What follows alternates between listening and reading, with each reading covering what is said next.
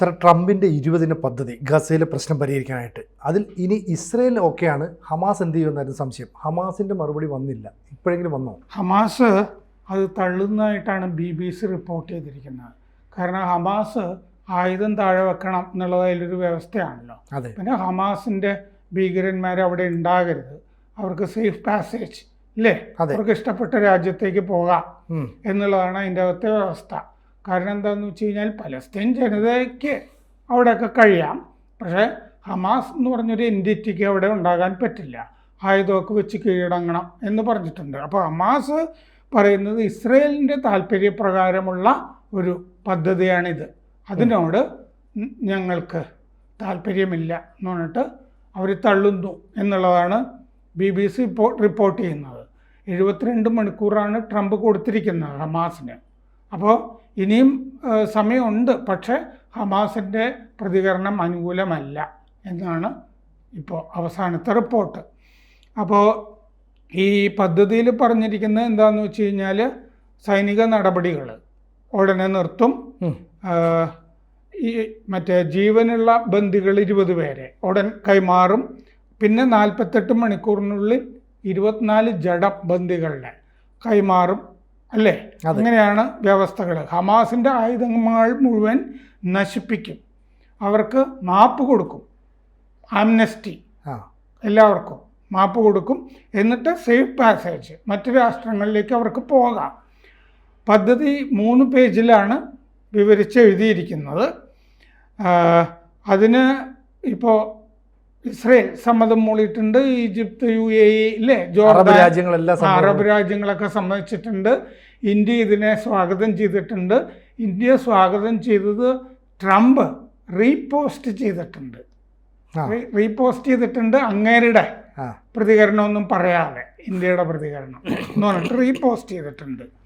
അപ്പോൾ ഇത് ഐക്യരാഷ്ട്രസഭയുമായിട്ട് ഇത് പങ്കുവച്ചിട്ടുണ്ട് ഈ പദ്ധതി. ട്രംപ് തിങ്കളാഴ്ച നെതന്യാഹുവിനെ കണ്ട് ഇത് ചർച്ച ചെയ്യുകയൊക്കെ ചെയ്തിരുന്നു. വാഷിങ്ടൺ പോസ്റ്റാണ് ഇതാദ്യം പ്രസിദ്ധീകരിച്ചത്. അപ്പോൾ ഹമാസിന് വാഷിങ്ടൺ പോസ്റ്റ് പ്രസിദ്ധീകരിക്കുമ്പോൾ കോപ്പി കിട്ടിയിട്ടുണ്ടായിരുന്നില്ല, ഇപ്പോൾ അവർക്ക് വിവരങ്ങളൊക്കെ ഉണ്ടല്ലോ. അപ്പോൾ ഭരണം, മറ്റേ ഗാസയുടെ അല്ലേ, വെസ്റ്റ് ബാങ്കിൻ്റെയൊക്കെ ഭരണം, അതിൻ്റെ സുരക്ഷ, പുനരധിവാസം, വികസനം, ഇതൊക്കെ എങ്ങനെയായിരിക്കും എന്നുള്ളത് പദ്ധതിയിൽ വിശദീകരിച്ചിട്ടില്ല. ഇത് കഴിഞ്ഞിട്ടാണല്ലോ, പിന്നത്തെ ഘട്ടമായിട്ടാണ് ഇത് വരേണ്ടത്. വെള്ളിയാഴ്ച ട്രംപ് പറഞ്ഞിരുന്നു ഒരു കരാർ അടുത്തു വരുന്നു, ബന്ദികളെ നമുക്ക് വിട്ടുകിട്ടും, യുദ്ധം തീരും, വെടിനിർത്തൽ, ബന്ദികളുടെ മോചനം, പിന്നെ അവിടെ മനുഷ്യർക്കുള്ള, പലസ്തീൻ ജനതയ്ക്കുള്ള സഹായം എന്നിവ കഴിഞ്ഞിട്ട് ബാക്കി എന്ന് പറഞ്ഞിരുന്നു. അപ്പോൾ നിർബന്ധമായി ഗാസക്കാരെ പറഞ്ഞു വിടില്ല, അവർക്ക് മടങ്ങാം, അതായത് പുറത്തേക്ക് പോയവർക്കൊക്കെ മടങ്ങി വരാം. അവരെവിടെ പോവും എന്നുള്ളത് ഈ പദ്ധതിയുടെ ഭാഗമായിട്ട് പറഞ്ഞിട്ടില്ല. ട്രംപിൻ്റെ ഈ വികസന കാലത്ത് ഹമാസും ഒക്കെ പിന്നെ വികസനത്തിലേക്ക് പോകുമല്ലോ, ആ സമയത്ത് ഈ ഗാസയിലൊക്കെ ഉള്ള ആളുകൾ എവിടെ പോവും എന്നുള്ളതൊന്നും ഇതിൻ്റെ അകത്ത് പറഞ്ഞിട്ടില്ല. പല രാജ്യങ്ങൾ ഇതിനു വേണ്ടി നോക്കി വെച്ചിട്ടുണ്ട്, ചില ആഫ്രിക്കൻ രാജ്യങ്ങളും എന്നൊക്കെ നമ്മൾ നേരത്തെ ചർച്ച ചെയ്തിട്ടുള്ളതാണ്.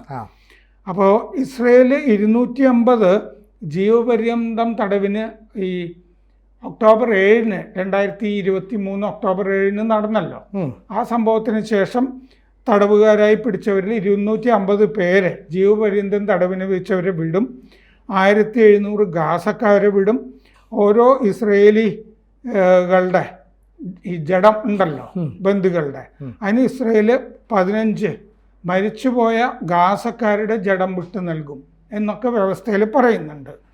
അപ്പോൾ ഇത് സ്വീകരിച്ചു കഴിഞ്ഞാൽ മുഴുവൻ സഹായവും അങ്ങോട്ട് എത്തിക്കും.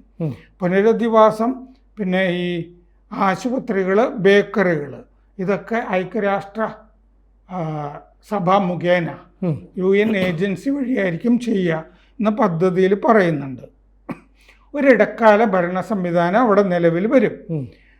അതിൽ അർഹരായ, യോഗ്യരായ പലസ്തീനുകൾ ഉണ്ടാവും, എക്സ്പെർട്സ്, പല മേഖലകളിൽ നിന്നുള്ള വിദഗ്ധരുണ്ടാവും. പുതിയൊരു രാജ്യാന്തര സംവിധാനം നിലവിൽ വരും. അമേരിക്കയുടെ സേന അതിൽ ഉണ്ടാവും, പാകിസ്ഥാൻ്റെ ഉണ്ടാവും എന്നുള്ളത് റിപ്പോർട്ടുകളിലുണ്ട്. ഒരു പലസ്തീൻ സേന ഉണ്ടാകും വരെ ഇത് പലസ്തീൻ അതോറിറ്റിയും സ്വാഗതം ചെയ്തിട്ടുണ്ടല്ലോ. അതെ, പലസ്തീൻ അതോറിറ്റി എന്ന് പറയുന്നത് പിന്നെ അമേരിക്കയുടെ നേരിട്ടുള്ള അല്ലേ ഒരു ഏജന്റ് എന്ന് പറയാവുന്നതാണത്. ഗാസ ക്രമേണ ഇസ്രയേൽ ഉപേക്ഷിക്കും. ഇസ്രയേൽ ഉടനെ ഉപേക്ഷിച്ച് പോകുന്നില്ല, പതുക്കെ ഘട്ടം ഘട്ടമായിട്ട്. അപ്പോൾ സ്വന്തം പ്രദേശത്തല്ലാതെ ഹമാസിനെ, അതായത് ഖത്തറിനെ വിട്ടുകളയും എന്ന് ഇസ്രയേൽ സമ്മതിച്ചിട്ടുണ്ട്. സ്വന്തം പ്രദേശത്തല്ലാതെ ഒക്കെ ഹമാസിനെ, ഖത്തറിൻ്റെ ഒന്നും മേഖലയല്ലാതെ ഹമാസിനെ കൊന്നുകളയും എന്ന് നെതന്യാഹു പറഞ്ഞിട്ടുണ്ട്. ഇത് സ്വീകരിച്ചില്ലെങ്കിൽ ഏറ്റവും ഒടുവിൽ പലസ്തീൻ രാജ്യം നിലവിൽ വരും ഈ വ്യവസ്ഥയിൽ പറഞ്ഞിട്ടുണ്ട്. അത് ഇസ്രയേലിന് വലിയ താല്പര്യമുള്ള കാര്യമല്ല.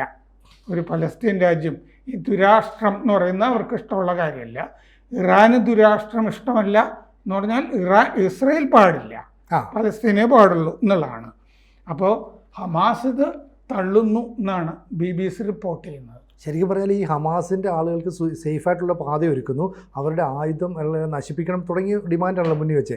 ആ സാധനങ്ങൾ മുഴുവൻ കേട്ട് കഴിഞ്ഞാൽ പിന്നെ ഹമാസ് ഇല്ലല്ലോ. പലസ്തീൻ അതോറിറ്റിയും പറഞ്ഞിട്ടുണ്ട് നിങ്ങൾ ആയുധങ്ങൾ താഴെ വെച്ചിട്ട് ഇവിടെ വിട്ടുപോകാനായിട്ട്. അപ്പോഴും ഹമാസ് ഇല്ല. അന്നും ഈ പലസ്തീൻ അതോറിറ്റി എടുത്ത് ഇവർ തിരിച്ചാണ് പറഞ്ഞത്. അപ്പോൾ ഈ ഹമാസ് എന്ന് പറയുന്ന ഭീകര സംഘടനയ്ക്ക് നിലനിൽക്കുക എന്നുള്ളത് അവരുടെ ആവശ്യമാണ്, ഇറാൻ്റെയും ഒക്കെ. അല്ലെങ്കിൽ അപ്പോൾ പക്ഷേ ഈ ഗൾഫ് രാജ്യങ്ങൾ പിന്തുണയ്ക്കുന്നില്ലല്ലോ അതിനെ, ഈ ഹമാസിനെ ഈ അറബ് രാജ്യങ്ങൾ. അതായത് ആരാണ് ഹമാസിനെ? ഹമാസ് ഒരു സുന്നി സംഘടനയാണ്, പക്ഷെ ഭീകര സംഘടനയാണ്. ഈ സുന്നി സംഘടനയ്ക്ക് ഒരു വർഷം 3000 കോടി രൂപയോളം കൊടുത്തതിന് നിലനിർത്തിക്കൊണ്ടിരിക്കുന്നത് ഇറാനാണ്, ഷിയ രാജ്യം. ഷിയ രാജ്യത്തിന് സുന്നികളുടെ നന്മയിൽ വല്ല താല്പര്യവും ഉണ്ടാവുമോ? ഉണ്ടാവില്ല. അതുകൊണ്ട് അടിച്ച് നശിച്ചോട്ടെ സുന്നികൾ എന്ന് വിചാരിച്ചിട്ടല്ലേ ഹമാസിനെ അവിടെ സഹായിച്ചിട്ടുണ്ടാവുക. അപ്പോൾ ഷിയ രാജ്യമായ ഇറാൻ സഹായിക്കുന്ന ഒരു ഭീകര സംഘടനയെ എന്തിനാണ് അറബ് രാജ്യങ്ങൾ സഹായിക്കുന്നത്? അവർക്ക് അല്ലെങ്കിൽ തന്നെ ഭീകര സംഭവങ്ങളിലൊന്നും അറബ് രാജ്യങ്ങൾക്ക് താല്പര്യമില്ല. അവർക്ക് കച്ചവടം മര്യാദയ്ക്ക് നടക്കണം എന്ന് താല്പര്യമുള്ള രാജ്യങ്ങളാണ്. പിന്നെ അമേരിക്കയുടെ സംരക്ഷണത്തിലാണ് ഈ അറബ് രാജ്യങ്ങളൊക്കെ നിൽക്കുന്നത്. ഏറ്റവും വലിയ സേന ഇല്ലേ ഖത്തറിലാണ് നിലകൊള്ളുന്നത്. അതിൻ്റെ ബേസ് താവളം ഖത്തറിലാണ് ഉള്ളത്. അപ്പോൾ അങ്ങനെ സൗദി ഇല്ലേ, അമേരിക്കൻ സേനയില്ലാതെ സൗദി ഉണ്ടോ? അപ്പോൾ അമേരിക്ക പിന്നെ ഇസ്രയേലുമായിട്ട് നല്ല ബന്ധത്തിൻ്റെ സൂചനയായിട്ടാണ് അബ്രഹാമിക് അക്കോർഡ്സ്, അബ്രഹാം ഉടമ്പടികൾ 2015 വന്നത്. അതിനൊക്കെ ആദ്യമായി തയ്യാറായ രാജ്യമാണ് UAE. അപ്പോൾ ഇവർക്ക് ഇസ്രയേലുമായിട്ട് നന്നായിട്ട് നല്ല ബന്ധത്തിൽ പോകണം എന്നാഗ്രഹിക്കുന്ന ആളുകളാണ് അവർ. പിന്നെ പുലിവാലി പിടിക്കുകയാണ് ഖത്തർ ചെയ്തിരിക്കുന്നത് സത്യത്തിൽ. ഹമാസിനെ അല്ലേ, ഹമാസിൻ്റെ നേതാക്കളെയൊക്കെ ആഡംബരമായ സൗകര്യങ്ങളൊക്കെ അവിടെ കൊടുത്തിട്ട് പിന്നെ ദോഹ ആക്രമിക്കുന്ന സ്ഥിതി വരെ ഉണ്ടായി. അപ്പോൾ ഖത്തറും നമ്മളിടയ്ക്ക് ചർച്ച ചെയ്തിരുന്നതാണ്, ഖത്തറും കൂടി അറിഞ്ഞിട്ടായിരിക്കില്ലേ ഈ മറ്റേ ഹമാസിനെ ദോഹയിൽ ആക്രമിച്ചത്. കാരണം ഇതൊരു ബാധ്യതയായി അവർക്ക് തീർന്നിരുന്നു, അമേരിക്കയ്ക്കും ഒരു ബാധ്യത എന്നുള്ള നിലയ്ക്കാണ്. പിന്നെ ഇപ്പോഴും റിപ്പോർട്ടുകളിൽ നമുക്ക് കാണാം ഇതിൻ്റെ പിന്നിൽ, ഈ പദ്ധതിയുടെ പിന്നിൽ ട്രംപിൻ്റെ കച്ചവടക്കണ്ണുണ്ട് എന്നുള്ളത്. കാരണം ഹമാസ് വൃത്തിയാക്കി നേരത്തെ റിവേറ ആക്കിയെടുക്കും എന്ന് പറഞ്ഞിരുന്നല്ലോ. അദ്ദേഹത്തിൻ്റെ മകളുടെ ഭർത്താവ്, ട്രംപിൻ്റെ മകളുടെ ഭർത്താവ് ജാറേദ് കുഷ്നർ ജൂതനാണ്. അങ്ങേർക്ക് അവിടെ റിയൽ എസ്റ്റേറ്റ് താല്പര്യങ്ങളൊക്കെ ഉണ്ട്. സൗദിയിലെ സൽമാൻ്റെ വലിയ സുഹൃത്താണ് ഈ ജാറേദ് കുഷ്നർ. ഇടയ്ക്കിടയ്ക്ക് പോയി സംസാരിക്കാറുമൊക്കെ ഉണ്ട്.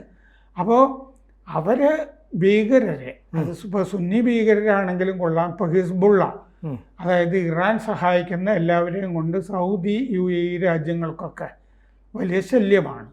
യമനിൽ അതുകൊണ്ടാണല്ലോ ഇവർ ഹൂത്തികളെ കൊണ്ട് വലിയ ശല്യമാണ് സൗദിക്ക്. ഹൂത്തികൾക്ക് സഹായം ചെയ്യുന്നത്, ഹിസ്ബുള്ളയ്ക്ക് സഹായം ചെയ്യുന്നതൊക്കെ ഇറാനാണ്. പിന്നെ ഇപ്പോൾ സംഭവിച്ചിരിക്കുന്നത് എന്താ, ഇറാനെതിരെ വീണ്ടും ഉപരോധം പ്രഖ്യാപിച്ചിരിക്കുകയല്ലേ. കഴിഞ്ഞ ദിവസം വീണ്ടും ഉപരോധം നിലവിൽ വന്നു. പക്ഷേ ആണവ നിലയങ്ങൾ അവിടെ റഷ്യ സ്ഥാപിക്കാൻ പോകുന്നു ഇതിൻ്റെ കൂടെ തന്നെ. അപ്പോൾ ഇറാനെ ഹമാസിനെ നശിപ്പിക്കുന്നതോട് കൂടി സത്യത്തിൽ ഇറാനും കൂടി അടികൊടുക്കുന്നതായിട്ടാണ് അറബ് രാജ്യങ്ങൾ കാണുന്നത്. ഒരു ഷിയ രാജ്യം, ആ ഷിയ രാജ്യം ഭൂപടത്തിൽ നിന്ന് പോകണം എന്നല്ലേ സുന്നി രാജ്യങ്ങളുടെ, അറബ് രാജ്യങ്ങളുടെ താല്പര്യം. അതിന് ഹമാസ് കൂടി പോകേണ്ടത് ആവശ്യമാണെന്ന് അവർ കരുതുന്നതിൽ തെറ്റില്ല. അപ്പോൾ ശരിക്കും പറഞ്ഞാൽ ഇപ്പോൾ ഈ ഹമാസിനെ പൂർണ്ണമായിട്ടും ഇല്ലാതാക്കാനുള്ള ശ്രമമാണ് ഇവർ നടത്തുന്നത്. പക്ഷേ ഹമാസ് പിന്മാറിയില്ല എങ്കിൽ, ഇപ്പോൾ ഇവരുടെ തീരുമാനം ഇതാണെങ്കിൽ എന്തായിരിക്കും പിന്നെ സംഭവിക്കാൻ പോകുക? ഇതിപ്പോൾ സംഭവിക്കേണ്ടതൊക്കെ അത്യാവശ്യം സംഭവിച്ചിട്ടുണ്ട്. കാരണം എന്താണെന്ന് വെച്ച് കഴിഞ്ഞാൽ ഈ അമ്പരചുംബികളൊക്കെ കെട്ടിടങ്ങൾ തകർത്ത് കളഞ്ഞു. അവിടെ നിന്നുള്ള ആക്രമണങ്ങൾ ഉണ്ടാകരുത് എന്നുള്ളതുണ്ട്. 2 ആശുപത്രികൾ ഇല്ലേ, ആശുപത്രികളൊക്കെ ഈ കവചമായിട്ട് ഉപയോഗിച്ചിരുന്നു. ആശുപത്രികളുടെ ബേസ്മെൻറ്റ് ഇവരുടെ ഈ കമാൻഡ് ആൻഡ് കൺട്രോൾ സെൻ്ററായിട്ട് ഹമാസ് ഉപയോഗിച്ചിരുന്നു. അപ്പോൾ ആ വ്യോമാക്രമണം അവസാനിപ്പിച്ചിട്ട് അതായത് വ്യോമസേനയുടെ പിന്തുണയോടുകൂടി ഇപ്പോൾ ടാങ്കുകൾ മറ്റേ ഗാസയിൽ പ്രവേശിച്ചിട്ട് കരയുദ്ധം നടക്കുകയാണല്ലോ. പക്ഷെ കരയുദ്ധത്തിൽ ഹമാസ് എവിടെ? ഹമാസിന്റെ പ്രതിരോധം കാണുന്നില്ലല്ലോ. ഇല്ല, എല്ലാവരും ബങ്കറിൽ ഒളിച്ചിരിക്കുകയായിരിക്കും. അതെ, അല്ല, ബങ്കറിൽ ഒളിക്കാനും ഇല്ല, എല്ലാവരും അത്യാവശ്യം തീർന്നു.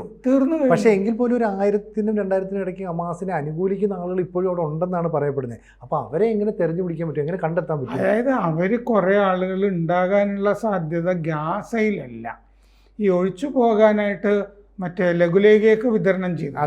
അങ്ങനെ ഈ ഖാൻ യൂനിസൊക്കെ അല്ലേ ഇവരുടെയൊക്കെ പ്രധാനപ്പെട്ട പല ആളുകളും ജനിച്ചിരിക്കുന്നത് അഭയാർത്ഥി ക്യാമ്പുകളിലാണ്.